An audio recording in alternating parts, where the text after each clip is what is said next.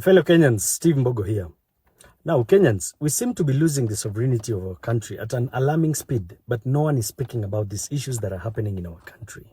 Now, earlier this year, I mentioned very well that there's a very big global agenda to create what we call the New World Order. And it is evident that Kenya has been chosen as the pilot country for these implementations. We are losing our major sectors to these globalist organizations by design.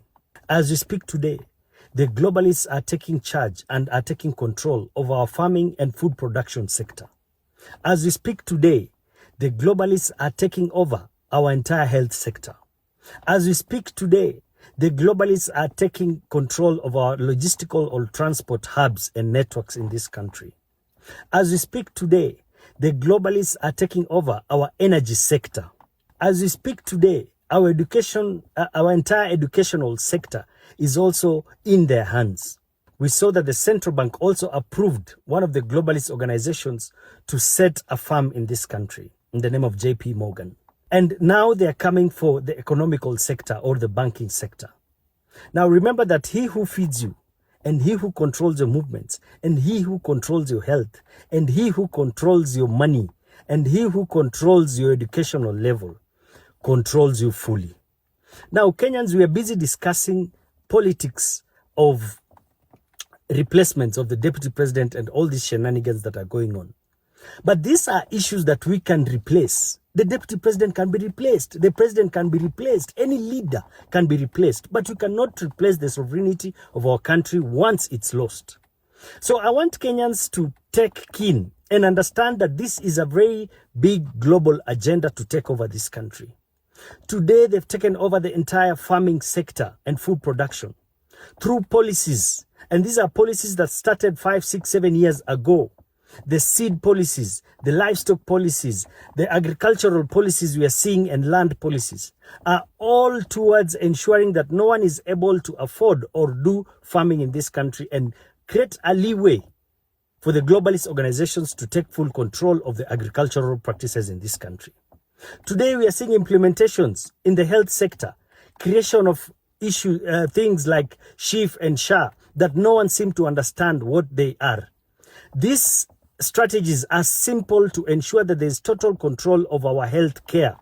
That is to ensure that there is total implementation of the vaccine mandates, total implementation of what you call the transfer of properties from individuals to globalist organizations through this healthcare system. And it will come, my brothers and sisters. They are taking over the entire energy sector in the name of one of the biggest companies, Adani, that it's able to do power lines. And it's very sad that some of our leaders are now approving that Adani is a very good organization. Do your home ground check. Look at the situation of Adani with the Bangladesh government. They are crying because of Adani taking control of their energy. Remember that he who controls your energy controls the country. They will decide when we will have energy and when we will not have energy. So it's about control. Today we are seeing our major transport hubs, like the airport, has been taken over by these globalist organizations. And Kenyans should do an independent research, and you'll find out that Adani is one of the biggest organizations in the World Economic Forum. And the World Economic Forum is the leading organization that is creating what you call this implementation of the New World Order. They're taking over the airport. Remember, he who controls your transport hubs like the airport controls what is going in and going out of your country. So that is also part of the agenda. Next will be the ports. Next will be the railway lines. We are going to see all these things being implemented here. Today, as we speak, there's total chaos in the education sector. And this education sector, you realize that we even have globalists who are in charge of some of our universities, some of our implementations and educational courses. So we need to wake up, Kenyans, and understand that we are losing our sovereignty at an alarming stage.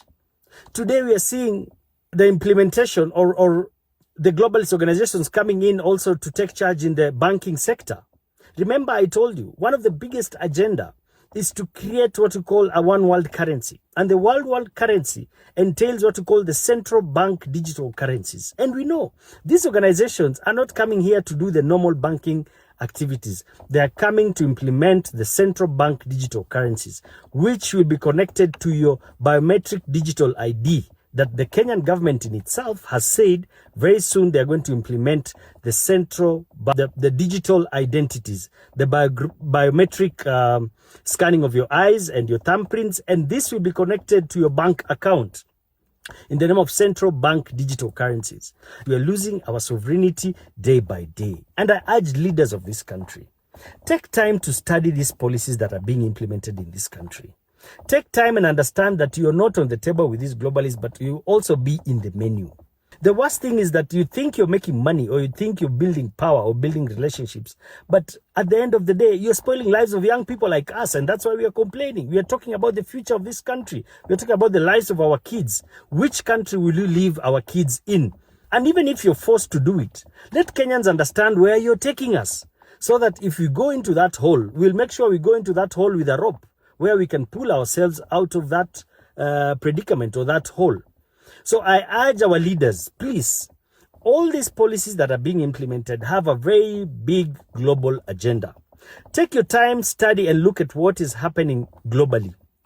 And you'll understand that most of these policies that are being implemented here by the Bretton Woods institutions, by the World Economic Forum, by the United Nations, by the World Health Organizations, are all geared towards one agenda, and that is the New World Order agenda. So leaders, you need to wake up and understand that this is our country. We don't have anywhere else to go, but it is our obligation. It is our patriotic duty as Kenyans to come together, because no one has a monopoly of wisdom. Let us have a collective thinking on how to solve these problems we're experiencing. And let us start discussing the main issues and the main problems in this country. These are some of the main problems we're experiencing as Kenya. Forget about these political shenanigans, who has this position and the other one was. We've seen leaders before them. We will see leaders after them. But let us not lose our sovereignty. Our forefathers fought for this country to have this independence. Our forefathers shed blood for us to have this freedom and this beautiful country. Let us not let Kenya go down the drain at this alarming speed while we can control it at an early stage. Kwa hayo machache wa Kenya, amukeni.